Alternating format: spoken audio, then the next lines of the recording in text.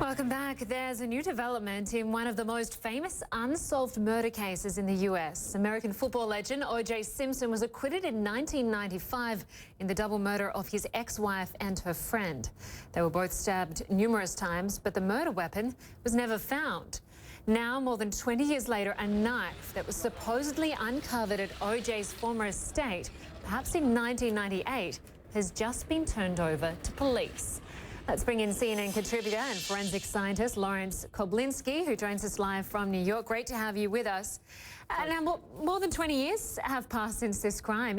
Even if the knife was used, is there any likelihood that there would be any DNA left on it? Actually, I think there is a possibility. DNA is a very strong, hardy material.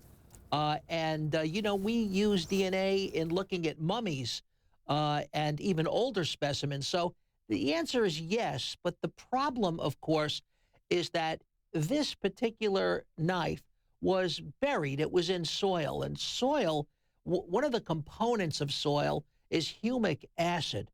And if that soil was in contact with the blood on the knife, if that was the case, it would have degraded DNA. So it's not clear that even if there was DNA on that knife, whether it could still be detected. And of course, OJ Simpson remains in jail. Just for our international audience, just remind us what he was convicted of, how many years does he have left, and could he be tried again? Well, the answer is he cannot be tried again. The Constitution has a clause that talks about double jeopardy. And so even if this turns out to be the murder weapon, there's nothing that they can do about this double homicide charge. There is perhaps the possibility of a different kind of charge through the federal government. It's not clear yet, but for the moment, there's no possibility of him being recharged. Now, he's up for parole in 2017. I don't know how likely that is, but he is serving a very lengthy sentence for armed robbery. He is in Las Vegas in a high-security prison at this point. What do you make of the timing of the finding of this knife? Skeptics say that it may be a publicity stunt because there's a new show on about OJ. Do you give much weight to that theory? Well, I'll say this. You know, this is not the first knife that has been looked at by LAPD, but the timing is rather interesting. And yes, there is a possibility that this knife is part of a great big hoax. It's a possibility. It's also possible that this is a red herring in the sense that perhaps maybe OJ's children, one of the children had a knife and buried it. You never know where this came from.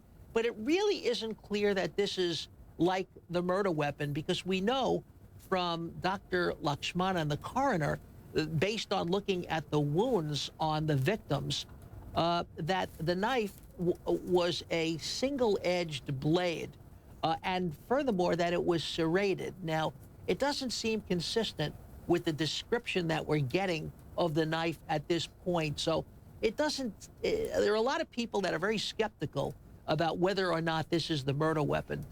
So it doesn't seem to add up. But should forensics find some DNA on this knife, given you said that OJ cannot be tried again, what do investigators do? Well, to be honest with you, I mean, this is still a great big mystery. It's a murder mystery, a puzzle, and the public really needs to know. Remember that he was acquitted in the criminal trial, but found liable in the civil trial. So there are still a lot of questions out there. This is technically still an open case. There's no statute of limitations on a murder case.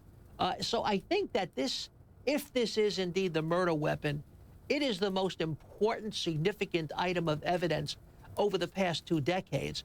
People want to know, they deserve to know. And if there's DNA on that knife, I'll tell you, the crucial DNA that they should look at is DNA of Ron Goldman, because the knife was on the estate of OJ. If it has his DNA, it's not terribly probative. Even if it has Nicole Brown's DNA, it's somewhat probative. But finding Ron Goldman's DNA would establish without any doubt at all that it is the murder weapon. Okay, Lawrence Kobilinsky, great to have you and your perspective on this. We really appreciate your time today. Thank you very much. Well, it was billed as the biggest North London derby in decades, but did Tottenham and Arsenal live up to the hype? We'll discuss the clash and how it affects the race for the Premier League title just ahead.